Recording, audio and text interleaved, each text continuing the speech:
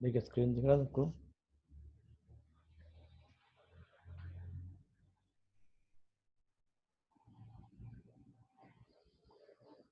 Screen सबको दिख रहा है।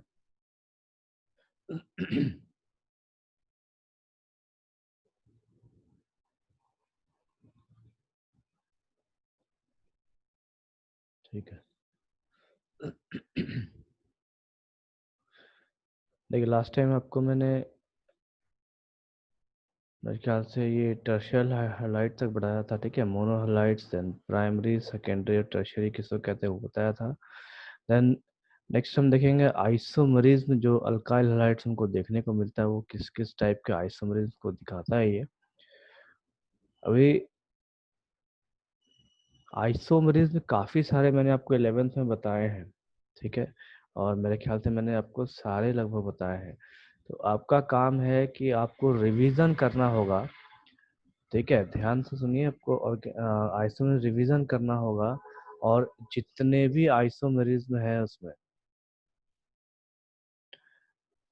ठीक है, चेन, पोजीशन, ऑप्टिकल, ज्योमेट्रिकल, ठीक है, हर चीज़ को आपको पढ़ना होगा और याद करना होगा। यहाँ पे आप सिर्फ एप्लीकेशंस देखेंगे क्योंकि हर यहाँ पे उसका हमको हर जगह या हर चैप्टर में थोड़ा बहुत पढ़ना है। तो बेसिक आपका 11th में है, आप अपना नोट्स उठाइए और एक बार रिवीजन पक्का कीजिए। अब देखिए आइसोमेरिज्म अल्काइल हैलाइड्स में हमें सबसे पहला आइसोमेरिज्म देखने को मिलता है पोजीशन आइसोमेरिज्म। ठीक, पोजीशन का मतलब है कि हैलोजन ग्रुप का पोजीशन बदलना चाहिए। जैसे इस एग्जांपल में आप देखिए कि अगर यहाँ पे कार्बन सॉरी क्लोरीन जो है वो फर्स्ट कार्बन के साथ लगा हुआ है, ये क्लोरीन आपका फर्स्ट कार्बन के साथ है और उसी में नीचे में क्लोरीन आपका सेकंड कार्बन के साथ है।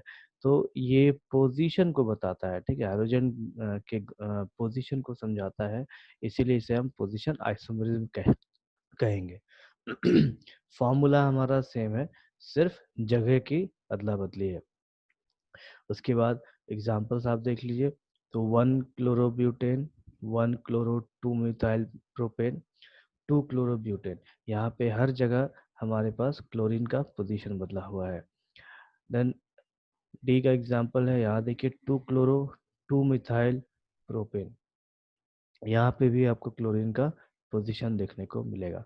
अब देखिए जब पोजीशन की हम बात करते हैं तो पोजीशन के साथ साथ एक और आता है, that is chain isomerism. Chain का मतलब है स्ट्रेट चेन, कितने तरीके से वो दिखा रहा है।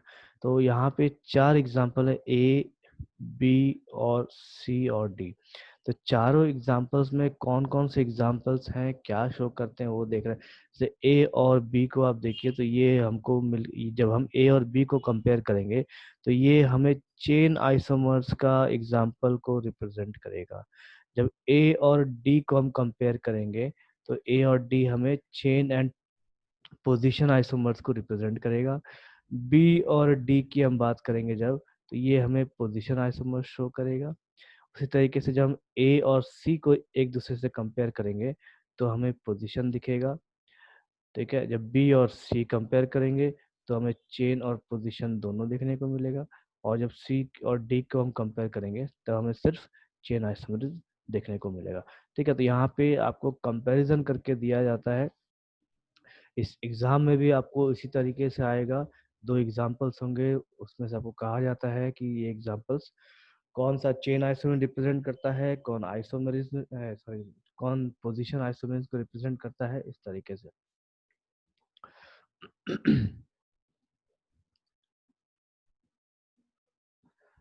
देन नेक्स्ट है रिएक्टिविटी ऑर्डर। रिएक्टिविटी ऑर्डर का मतलब है कि हैलोजन डेरिवेटिव्स की जब हम बात करें, ठीक, तो अल्केन के साथ जब हमारा हैलोजन कोई आता है तो इसमें रिएक्टिविटी सबसे ज़्यादा किसका होगा, उस चीज़ के ऑर्डर को हम चेक करते हैं। ठीक है, और ये एक ऑब्जेक्टिव के रूप में भी पूछा जाता है, या फिर जब हम रिएक्शंस को पढ़ेंगे तब भी हम देखेंगे। अब देखो ये जो रिएक्टिविटी ऑर्डर है, ये बेसिकली डिपेंड करता है फोर्स ऑफ अट्रैक्शन के ऊपर। ठीक है, एफ ओ ए के ऊपर डिपेंड करता है। अभी जितना ज्यादा फोर्स ऑफ अट्रैक्शन होगा उतना कम रिएक्टिविटी शो करेगा। तो जिस जैसे देखिए यहाँ पे फ्लोरीन, हमारे पास आर एफ है, तो आर एफ में फोर्स ऑफ अट्रैक्शन जो है वो मैक्सिमम होगा। ठीक है, ये हमारे पास मैक्सिमम देखने को मिलेगा। क्यों? यहाँ पे जो हमारे पास बॉन्ड के जो डिस्टेंस हैं वो भी कम होंगे। मतलब जैसे देखिए यहाँ पे आर और ये एफ की हम बात करें, तो इस जगह पे जो डिस्टेंस है, इस जगह पे जो बॉन्ड डिस्टेंस होगा, तो मैं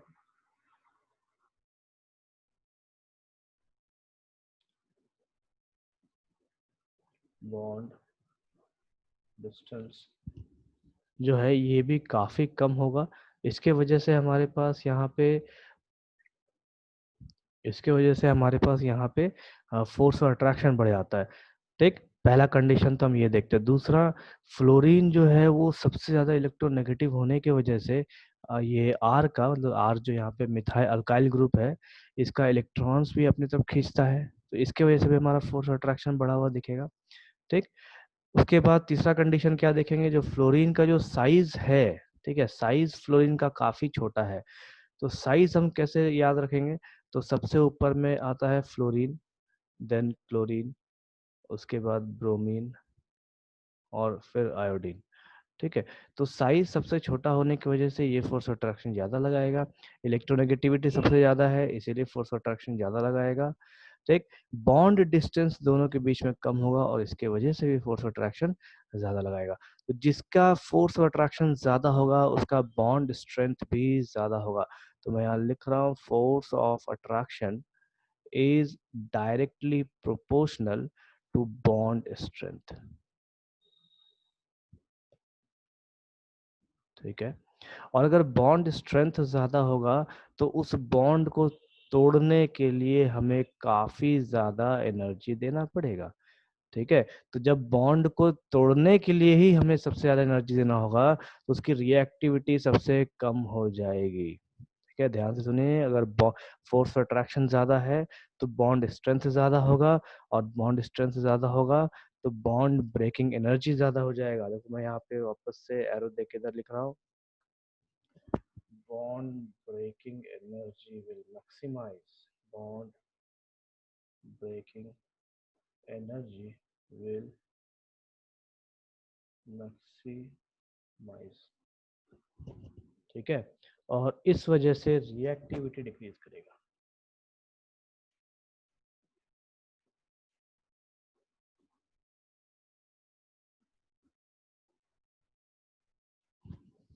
ठीक है, रिएक्टिविटी डिक्रीज कर जाएगा, लेकिन कब? जब हम उसे कंपेयर करेंगे किसी से, तब। ठीक है, इस चीज का ध्यान रखिए। जैसे यहाँ पे हम हेलोजेंस को कंपेयर करते हैं, इन 4 हेलोजेंस में से जब हम कंपेयर करेंगे तब। ठीक, तो यहाँ पे देखिए रिएक्टिविटी जो ऑर्डर है वो ऑर्डर है आर आई। रिएक्टिविटी आर आई का सबसे ज्यादा होता है, मतलब आयोडीन का सबसे ज्यादा, उसके बाद ब्रोमीन का सबसे ज्यादा, फिर क्लोरीन का, और फिर फ्लोरीन का। ठीक, अब देखिए यहाँ पे आयोडीन सबसे ज्यादा क्यों होता है, तो इसका जो भी नेचर है वो फ्लोरीन से ठीक उल्टा होना चाहिए। सबसे पहला तो साइज साइज बड़ा है। ठीक है, साइज इज ग्रेटर। कोई साइज बड़ा है तो साइज के बढ़ने से क्या होगा कि हमें कम से कम एनर्जी देना होगा ताकि वो ब्रेन सॉरी बॉन्ड को ब्रेक कर सके। ठीक है, तो इस वजह से आर आई आर आई का साइज बढ़ जाने से, देखो मैं यहाँ थोड़ा बॉन्ड की लंबाई ज़्यादा दे रहा हूँ ताकि आपको समझ में आए, कहीं बॉन्ड बड़ा है कहीं बॉन्ड छोटा है। ठीक है, इस वजह से हमारा आर आई का जो रिएक्टिविटी ऑर्डर है, रिएक्टिविटी ऑर्डर कब? जब हम उसे किसी अल्काइल के साथ चेक करेंगे तब। ध्यान से सुनिए, जो भी रिएक्टिविटी ऑर्डर चेक होता है या ऑर्डर हम जब बात करते हैं तो किसी खास ग्रुप के साथ ही बात करते हैं। ठीक है, तो यहाँ पे अल्काइल ग्रुप को कंसिडर किया गया है। ठीक, देखिए हर जगह आर को लिया गया है, R I greater than R B R greater than R C L, और वो ग्रेटर देन किसके है, तो आर एफ। ठीक है, तो ये एक रिएक्टिविटी ऑर्डर है जो ऑब्जेक्टिव पर्पस के लिए भी काफी इंपॉर्टेंट है। ठीक है, मैं यहाँ लिख दे रहा हूँ फॉर ऑब्जेक्टिव पर्पस ऑल्सो, और ये रिएक्शन को समझने के पर्पस से भी काफी इंपॉर्टेंट है। ठीक है, देखो आप जब नोट्स बनाएंगे तो इसमें से कुछ ऐसे पॉइंट्स हैं जो 11th में मैंने आपको पढ़ाया है, लेकिन आप जो इसका नोट्स लिखेंगे तो उस जगह पे आप क्या क्या ऐड करेंगे मैं लिख दे रहा हूँ यहाँ पे। तो ये 1 नंबर पे, 2 नंबर पे आप इसको ढंग से अरेंज करके लिखोगे, सबको बोल दे रहा हूँ। ठीक है, ये एक कॉन्सेप्ट है, आप कॉन्सेप्ट ऐड करके लिख लेंगे। 4 नंबर यहाँ पे से 5 में ऐड करेंगे, इसे आप 6 में लिखेंगे। ठीक है, और तब आप यहाँ 7 में आएंगे। ठीक है, आप इसे शॉर्ट नोट करके ऐड कर सकते हैं, शॉर्ट नोट करके ऐड कर सकते हैं।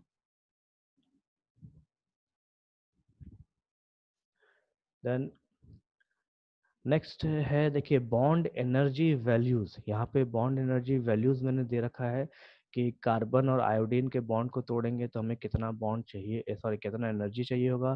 कार्बन और ब्रोमीन को तोड़ते हैं तो कितना एनर्जी चाहिए, CCl को तोड़ेंगे तो कितना चाहिए, और CF को तोड़ेंगे तो कितना चाहिए। मतलब ये जो रिएक्टिविटी ऑर्डर है, इसी को तोड़ने के लिए कितनी एनर्जी लगनी चाहिए वो यहाँ पे दी गई है। ठीक है, आपको ये एनर्जीज याद नहीं करना है, ध्यान से सुनिए, ये याद नहीं करना है, इसका टेंशन ना लें। Then next है CI bond is most reactive because lower energy is required to break the bond. On the basis of nature of alkyl group, the reactivity order of alkyl halide is, ठीक है। अभी ये जो alkyl halide है, इसका reactivity, पहले तो हमने रिएक्टिविटी किसके रूप में देखा, तो हेलोजन ग्रुप के रूप में देखा। अब जो हम रिएक्टिविटी देखेंगे वो अल्काइल ग्रुप्स के वजह से देखेंगे। तो सबसे ज्यादा रिएक्टिविटी टर्शरी अल्काइल्स का होता है, फिर सेकेंडरी अल्काइल्स का, और फिर प्राइमरी अल्काइल्स का। अब देखिए ये सेकेंडरी, टर्शरी और प्राइमरी का क्या फंडा है यहाँ पे। तो हमने हाइपर कंजुगेशन पढ़ा है, ठीक है। आपको अगर हाइपर कंजुगेशन ध्यान है तो उस चीज को याद कीजिए। वहां पे हमने क्या पढ़ा था कि मिथाइल ग्रुप जो है always an electron donating group. ठीक है, मैं यहाँ लिख दे रहा हूँ, देखो यहाँ पे ऑलरेडी लिखा हुआ है वैसे। अल्काइल ग्रुप कह लीजिए चाहे मिथाइल ग्रुप कह लीजिए, ये हमेशा इलेक्ट्रॉन रिलीजिंग ग्रुप कहलाता है या इलेक्ट्रॉन डोनेटिंग ग्रुप कहलाता है। ठीक है, तो जब हम टर्शरी कार्बन की बात करें तो टर्शरी कार्बन का मतलब है कि एक कार्बन पे 3 और कार्बन जुड़े हैं जिसमें बाकी सारे हाइड्रोजन है। तो इस जगह से इलेक्ट्रॉन सप्लाई होगा, इस तरफ से इलेक्ट्रॉन सप्लाई होगा, और इस तरफ से इलेक्ट्रॉन सप्लाई होगा। तो कार्बन में जो यहाँ पे जो कार्बन है, टर्शियरी कार्बन, ये जो 3 डिग्री कार्बन है, इस कार्बन पे इलेक्ट्रॉन्स की डेंसिटी बढ़ जाएगी।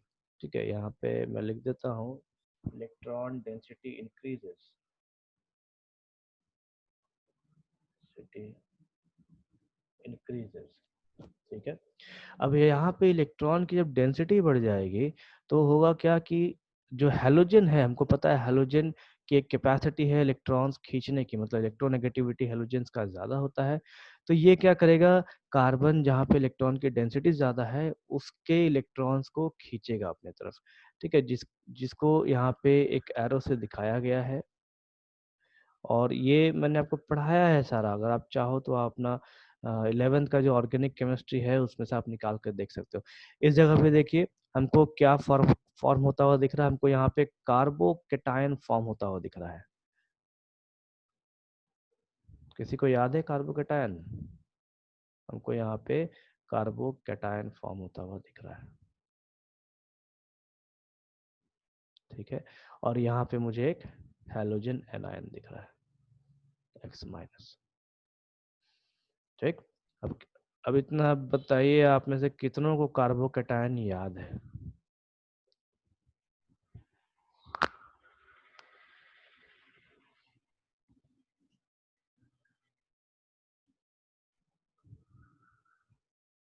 प्लस चार्ज होता है, चलो। अब बाकी लोगों को याद है कि नहीं, कि भूल गया सब, कॉपी के बैठ गया?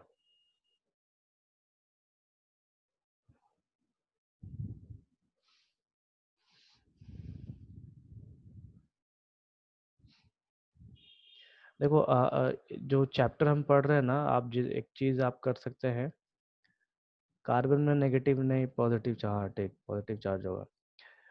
आप एक काम कर सकते हैं, 11th का जो चैप्टर है आपका ऑर्गेनिक केमिस्ट्री का, आप उसे एक बार रिवीजन कर लीजिएगा।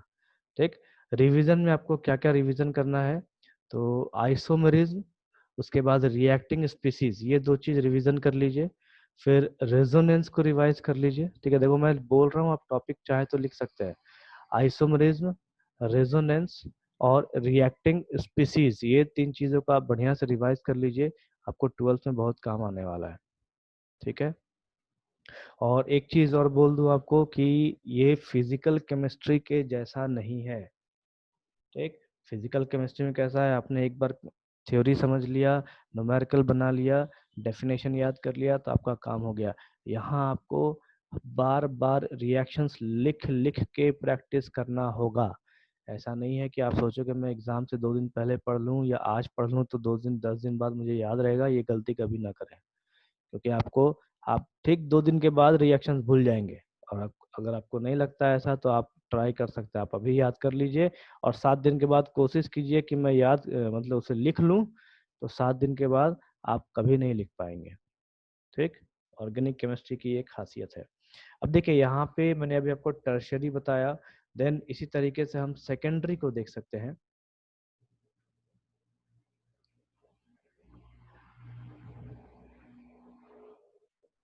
रेजोनेंस, आइसोमरिज्म और रिएक्टिंग स्पीसीज। रेजोनेंस, आइसोमरिज्म और रिएक्टिंग स्पीसीज, मैं यहाँ लिख दे रहा हूँ, ठीक है, ताकि आप सब लिख लें।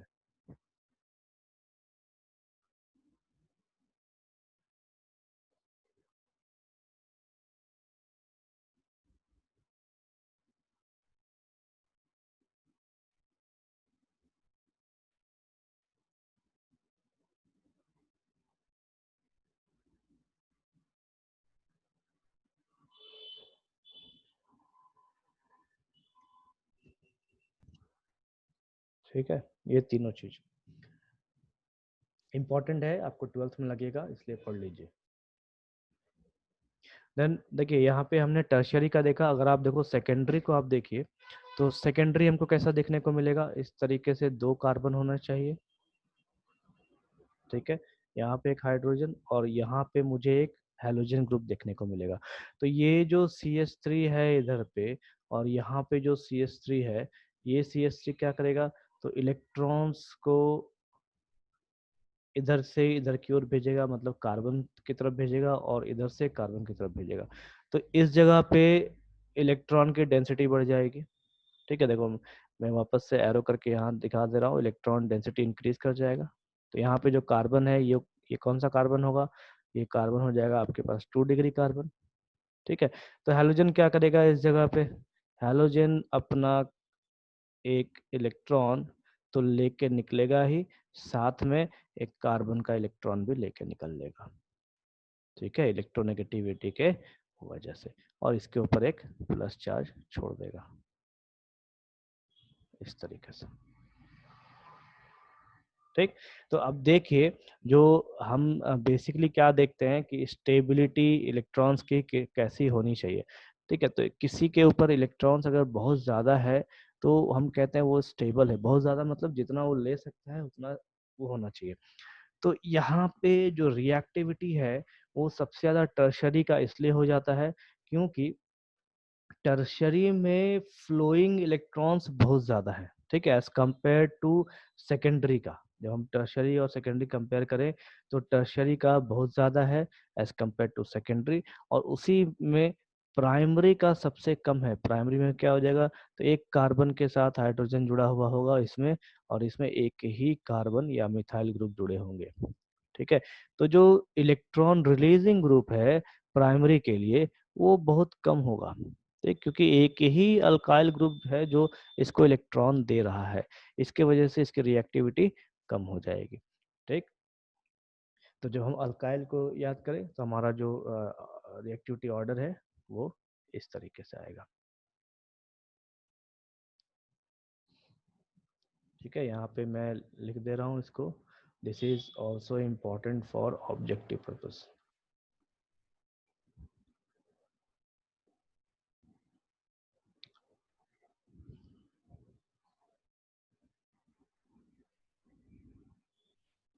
अब देखिए इस जगह पे alkyl halides are generally more reactive than the corresponding alkanes due to the presence of polar covalent bond. So alkyl halides undergo nucleophilic substitution reaction. ठीक है, अभी हमने जो रिएक्टिविटी देखा वहां पे क्या देखा कि कार्बन और हेलोजन में कार्बन के ऊपर प्लस चार्ज आता है और हेलोजन के ऊपर माइनस चार्ज. ठीक, तो कैसा प्लस और माइनस आता है, ये डेल प्लस और डेल माइनस हमें देखने को मिलता है. ठीक है, कार्बोकैटायन के फॉर्मेशन के वजह से. अब देखिए जब ये चीज हमारे पास फॉर्म हो गया ऐसा, ठीक है, तो ये जो प्लस चार्ज है इसको हमेशा कौन अट्रैक्ट करेगा, इसको हमेशा नेगेटिव चार्ज अट्रैक्ट करेगा. ठीक है, इसी वजह से इसको क्या लिखा गया है कि अल्काइल हलाइड्स मतलब आर एक्स, ये हो गया मेरे पास आर और ये हो गया मेरा एक्स. तो R X undergo nucleophilic substitution reaction. Nucleophilic का मतलब होता है न्यूक्लियस लविंग, ये मैंने पढ़ाया है आपको पहले भी. ठीक है, इसीलिए बोल रहा हूँ उस चैप्टर को आप अच्छे से याद कीजिए या रिवीजन कीजिए. Nucleus loving. ठीक है, न्यूक्लियोफाइल दो शब्द से बना है. पहला तो न्यूक्लियो और दूसरा फाइल. ठीक है, इसमें से न्यूक्लियो जो शब्द है वो न्यूक्लियस के लिए यूज होता है और फाइल जो शब्द है वो लविंग के लिए यूज होता है. तो जाहिर सी बात है न्यूक्लियस हमारा पॉजिटिव चार्ज होगा, तो न्यूक्लियस जब पॉजिटिव चार्ज होगा तो उससे प्यार कौन करेगा, तो उससे नेगेटिव चार्ज हमेशा प्यार करेगा. इस वजह से यहाँ पे जो कार्बोकैटायन का फॉर्मेशन हमें देखने को मिल रहा है, इस कार्बोकैटायन को हमेशा कौन अट्रैक्ट करेगा, तो ये नेगेटिव चार्ज ही अट्रैक्ट करेगा. इसीलिए यहाँ पे न्यूक्लियोफिलिक सब्स्टिट्यूशन रिएक्शन का जिक्र किया गया है. ठीक है, अब देखिए न्यूक्लियोफिलिक सब्स्टिट्यूशन रिएक्शन है तो न्यूक्लियोफाइल्स किसे कहेंगे. ठीक, क्या नेचर का होता है, कौन से अटैक करते हैं, ठीक है, उन सब चीजों को देखते हैं. तो न्यूक्लियोफाइल यहाँ पे, अरे,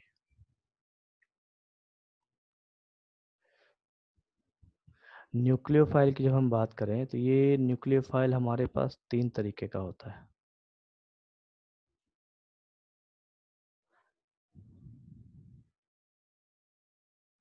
ठीक है, सबसे पहले तो एनायंस वाले, एन आयन. दूसरा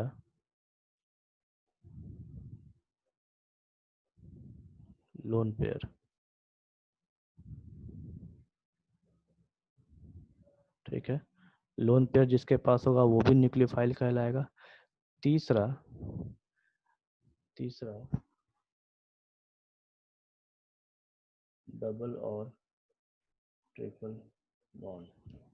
ठीक है, तीसरा होता है डबल या फिर ट्रिपल बॉन्ड, जहाँ पे कंजुगेट बॉन्ड्स हमें देखने को मिले या फिर लोकलाइज इलेक्ट्रॉन्स देखने को मिले, वहाँ पे हम कह सकते हैं. तो लोकलाइज इलेक्ट्रॉन्स बेसिकली डबल और ट्रिपल बॉन्ड्स को कहा जाता है.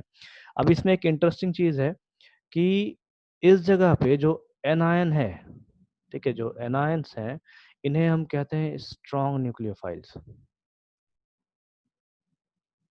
ठीक है, जो भी नेगेटिव चार्ज वाले होंगे वो स्ट्रॉन्ग न्यूक्लियोफाइल्स कहलाएंगे. उसके बाद जो लोन पेयर्स होते हैं इन्हें हम कहते हैं वीक न्यूक्लियोफाइल्स. ठीक, एंड यहाँ पे जो भी अभी हम प्रॉपर्टीज पढ़ेंगे या प्रिपरेशन पढ़ेंगे, जो अपने मोबाइल पे लिख रहा है लिखना बंद करो यार. ठीक, देखो यहाँ पे जो भी हम प्रिपरेशन पढ़ेंगे वो इन्हीं न्यूक्लियोफाइल्स की वजह से प्रिपरेशन पढ़ेंगे. कहीं पे वीक न्यूक्लियोफाइल रिएक्ट करेगा, कहीं पे स्ट्रॉन्ग रिएक्ट करेगा. ठीक, अब एक और इंटरेस्टिंग चीज क्या है इसमें कि चूंकि ये डबल बॉन्ड और ट्रिपल बॉन्ड न्यूक्लियोफाइल्स हैं, लेकिन ये खुद न्यूक्लियोफाइल्स के द्वारा अटैक किए जाते हैं. अटैक मतलब रिएक्ट किए जाते हैं. तो इसको मैं एक डिफरेंट कलर से यहाँ पे दिखा रहा हूँ आपको.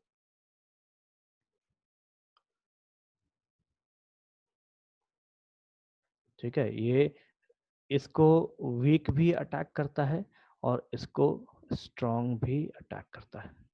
वो इसलिए क्योंकि ये डबल बॉन्ड और ट्रिपल बॉन्ड से बने हुए हैं, तो इसी वजह से ये अटैक करके इन्हें डबल और ट्रिपल बॉन्ड से निजात दिलाते हैं या इन्हें तोड़ते हैं। तो न्यूक्लियोफाइल्स की ये एक खासियत होती है।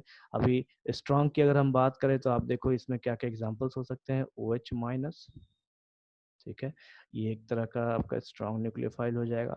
SO4 2 माइनस, ये एक स्ट्रॉन्ग हो जाएगा।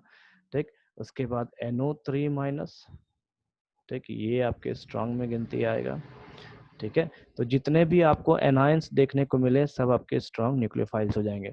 उसके बाद वीक में जो भी आपको देखने को मिलता है, लोन पेयर्स आपको जिसमें भी देखने को मिले वो आपके वीक लोन न्यूक्लियोफाइल्स हो जाएंगे। NH3, H2O वगैरह वगैरह। ठीक, देन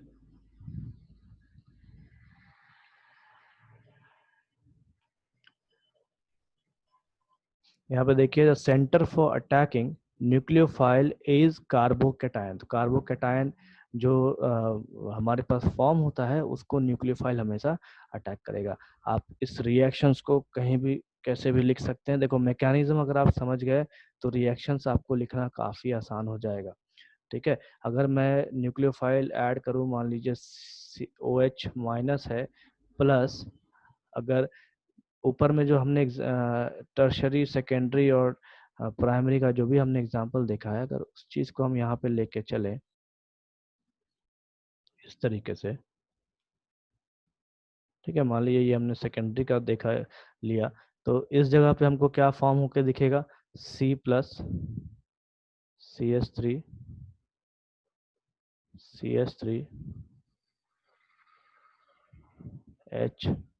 और इधर से X माइनस। ठीक है, तो ये यहाँ पे ये जो न्यूक्लियोफाइल है ये अटैक करता है हमेशा इस किसको, इस प्रोटॉन वाले जगह, मतलब जहाँ पे इलेक्ट्रॉन की डेंसिटी कम हो जाएगी उस वाले जगह को ये हमेशा अटैक करेगा। अब देखो ये OH ग्रुप अटैक कर रहा है, इसके वजह से हमको क्या फॉर्म होके यहाँ दिखेगा, तो एक अल्कोहल का फॉर्मेशन देखने को मिलेगा इस तरीके से।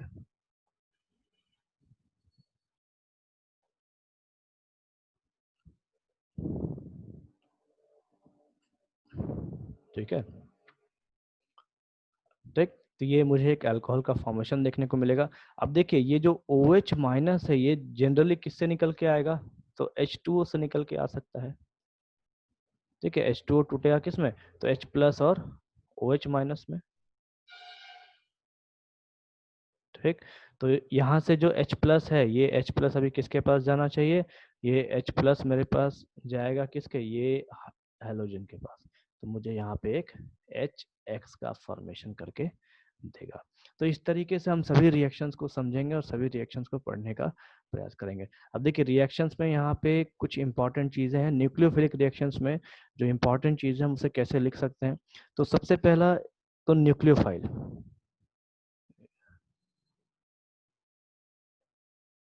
सबसे पहला तो न्यूक्लियोफाइल प्लस सबस्ट्रेट। सबस्ट्रेट कहने का मतलब है जो भी ऑर्गेनिक कंपाउंड है उसकी हम बात करते हैं। ठीक है, उसके बाद यहाँ पे आता है सॉल्वेंट। ठीक है, यहाँ पे आता है सॉल्वेंट और फिर इधर हम प्रोडक्ट की बात करते हैं।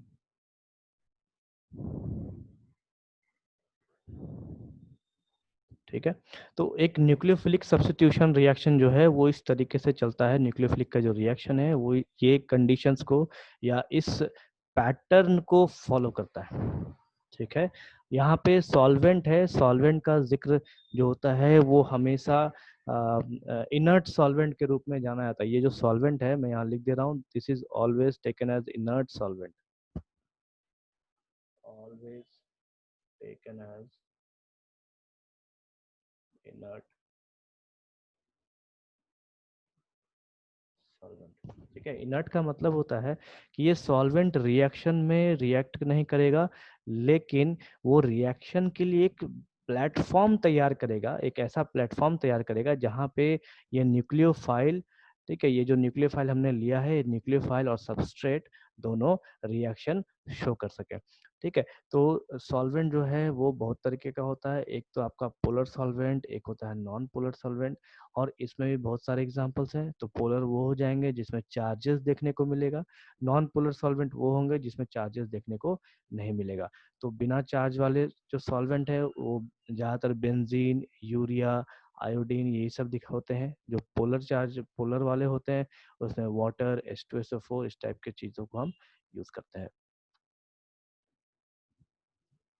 देन नेक्स्ट है हमारे पे, देखो ये यहाँ पे मैंने जो ये इस चीज़ को दिखाया बताया है अभी, ये पूरा लाइन, ये एक सिंगल सा लाइन को मैंने आपको यहाँ पूरा लिख के समझाया है। ठीक है, तो आप इसको अपने कॉपी में अच्छे से उतार लेंगे। ये एक तरह का मैकेनिज्म भी है, रिएक्शन मैकेनिज्म। हमें मैकेनिज्म 12th में बहुत ज़्यादा पढ़ना है। ठीक है, तो मैकेनिज्म पे आप ध्यान देंगे, क्योंकि मैकेनिज्म एग्जाम में आपको 5-5 नंबर के लिए या 3-3 नंबर के लिए पूछ देता है।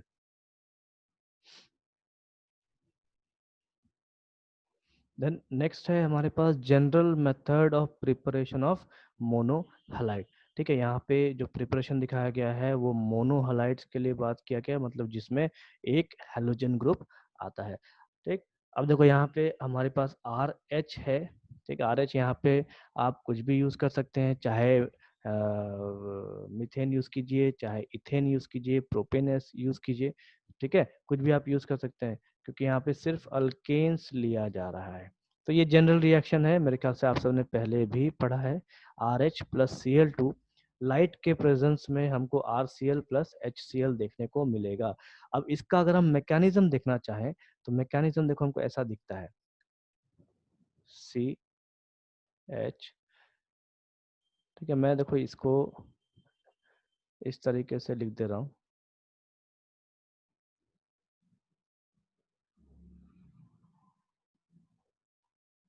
ठीक है, plus C L C L. तो इस जगह पे देखिए मैं इस चीज़ को ऐसे लिख सकता हूँ आगे, कि ये मेरा मिथाइल ग्रुप है, ये इलेक्ट्रॉन यहाँ से रिलीज करेगा या डोनेट करेगा, जिसके वजह से ये ब्रेकआउट होगा किसके जैसा, तो ये ब्रेकआउट हो जाएगा कार्बोकैटायन के रूप में।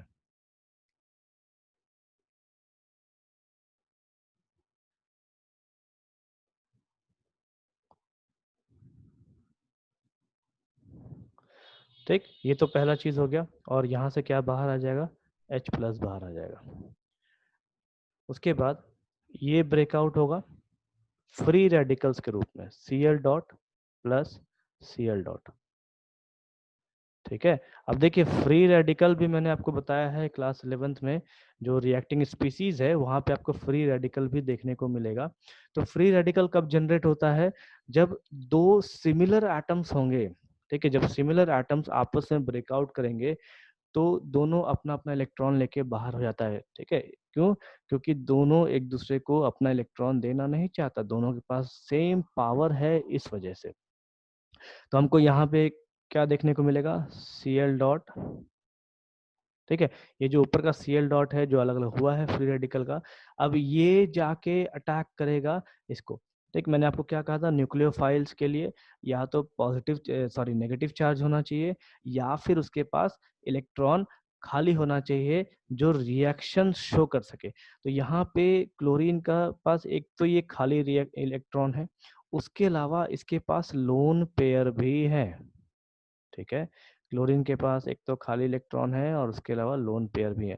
तो ये अब क्या करेगा, इस कार्बोकैटायन को जाके अटैक करेगा। ठीक, और इसके बाद हमें प्रोडक्ट देखने को मिलता है।